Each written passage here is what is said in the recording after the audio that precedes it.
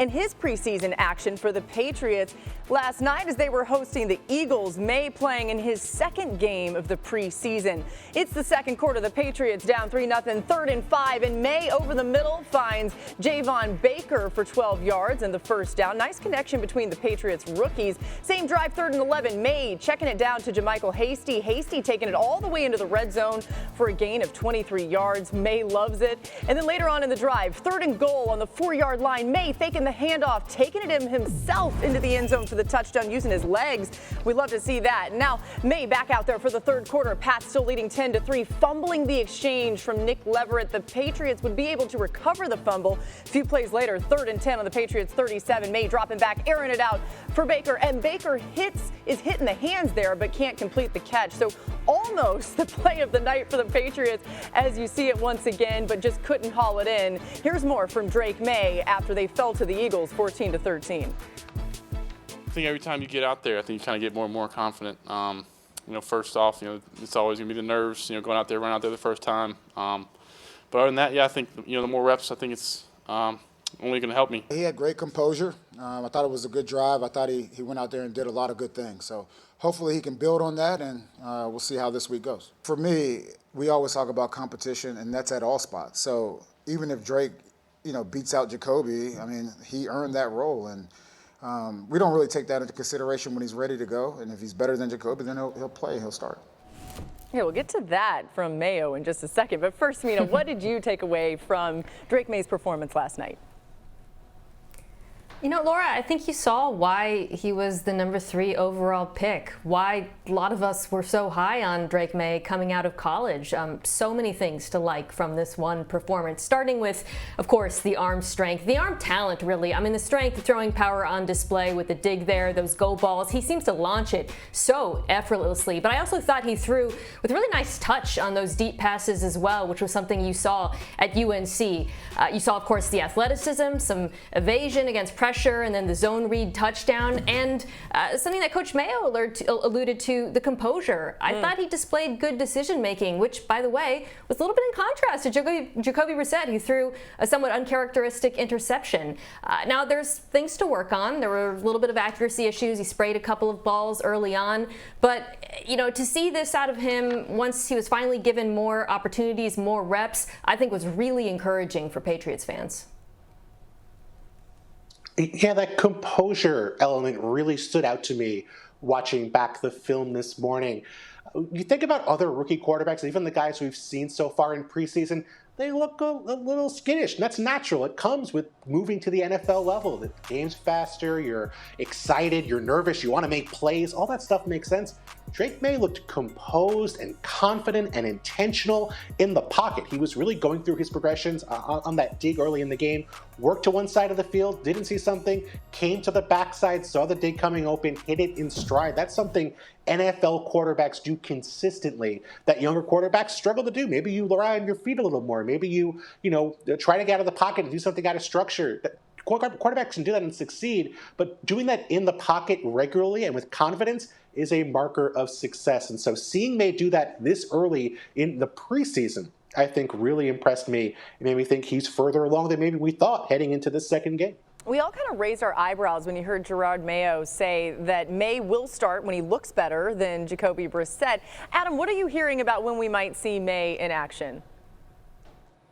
Well, Laura, you heard Gerard Mayo essentially open up the competition, which was a little bit different in tone last night. And I think a lot of people are looking at this last preseason game, which Gerard Mayo says will decide the Patriots quarterback competition. Now, the prevailing thought around the league had been that Jacoby Brissett would open the season as the starter. The Patriots would bring along Drake Maye, and whenever he was ready, whether that was earlier or later in the year, they wouldn't hesitate to turn to him. But clearly, Drake Maye has gotten their attention, so much so that last night, Gerard Mayo says that this is still a competition. He's not ready to name a starter yet. Again, people still expected Jacoby Brissett to have the inside track, but Gerard Mayo had a little bit of a different tone last night that makes you wonder if perhaps this job could be open.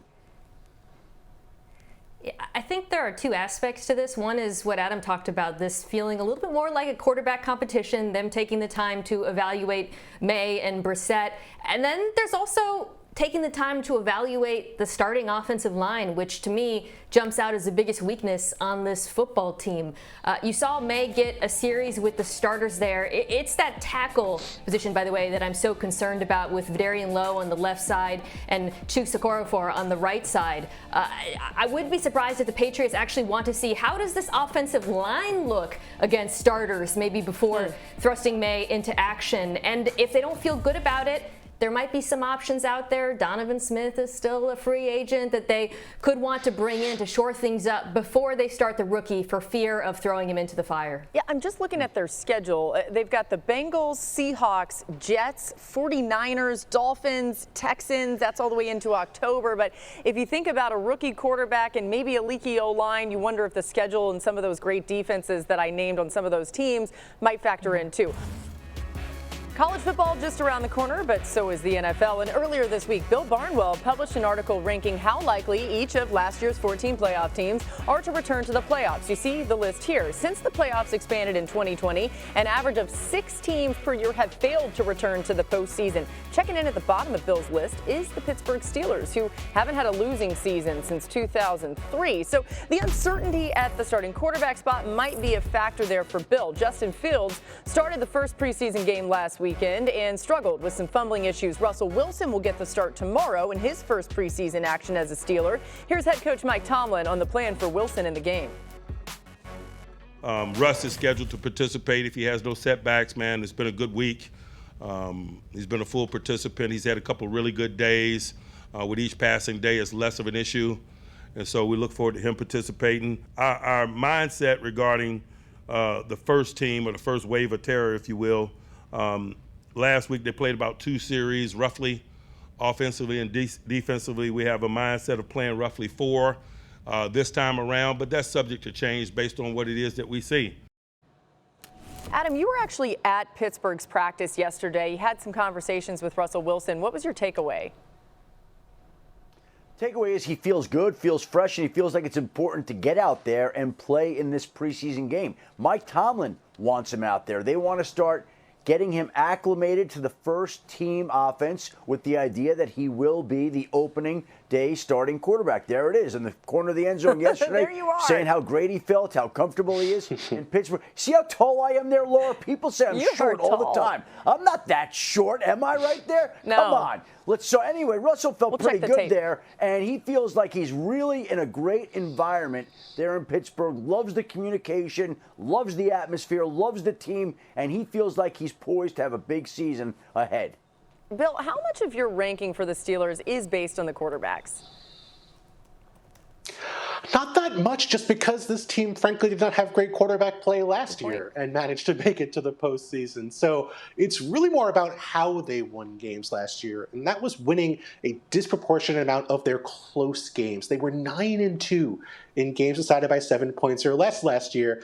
History tells us that is not something that's easy to keep up year after year. Even Mike Tomlin, who I think is one of the best coaches in all of football, before last year won about 58% of his one-score games. Pretty good, but not exactly 9-2.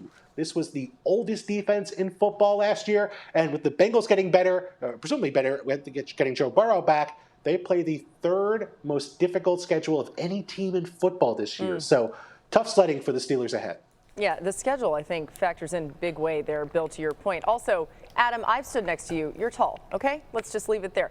Bill also thinks the Browns are... say that. Let's not get carried away, Laura. Okay, all right. You're medium size. The Browns are a long shot to return to the playoffs. Meanwhile, quarterback Deshaun Watson was cleared for contact earlier this week. As he works his way back, you see him there from a shoulder injury that ended his 2023 season early. Here's Watson on his return. Been limited times where, I only played 12 games in the last 2 years. So, the chemistry and the timing, especially with a new system, that's going to continue to grow and that's going to continue to go. Biggest thing with the preseason games, I think it comes down to operational. You're not going to do too much in preseason. You're not going to show anything. So it's really just operational. So that's why, I take a lot of reps, if not majority of all the reps in these joint practices because it's game like, going against different opponents, different things. So, yeah, I mean, for me, it doesn't matter. At the end of the day, once you step on the field, you got to perform and you got to play. Watson will not be playing in Cleveland's second preseason game tomorrow against the Vikings. But, Adam, what's the latest you're hearing about the Browns' plan for Watson? Well, I liked how he used the word operational, considering that he had the shoulder procedure back in November. But it's a situation here where he is fully tracking to be their opening day starting quarterback, to be ready. That's the expectation. And the fact of the matter is this organization needs Deshaun Watson, after he's been cleared for full contact now, to start on opening day and to be the Deshaun Watson that they thought they were getting when they truly went all in on this quarterback. Had the shoulder injury last year. We don't know what he would have done last year, how effective he would or wouldn't have been. There were positive signs, but nobody got to see the full Deshaun Watson experience on the field last year. Now we'll wait to see this year if, now that he's been cleared, now that he's expected to play, if he could return to be that Pro Bowl level quarterback that he has been in the past. Bill, why are you not as much a believer in the Browns returning to the playoffs this year? Well, Deshaun Watson may improve this year, certainly, but last year he was outplayed by Joe Flacco, who was on the couch for most of the year before Deshaun Watson was injured and he had to come in. He was better than Watson on a snap-by-snap basis, and although the Browns had a good record with Watson at quarterback, that was because the defense was playing out of its mind. It was allowing 1 point per drive, which would make them like basically the 85 Bears, and that's just tough to keep up year after year. Flacco's now gone. Bill Callahan, their excellent offensive line coach, is left for Tennessee, where he's going to coach under his son Brian. There is not a lot of offensive pieces to be excited about here, especially if the Browns don't manage to trade for Brandon Ayuk, and then the defense is probably going to take a step backwards. So again, tough division, tough schedule. Just don't see the Browns having enough on offense to make up for any potential decline from their defense, given how good it was a year ago.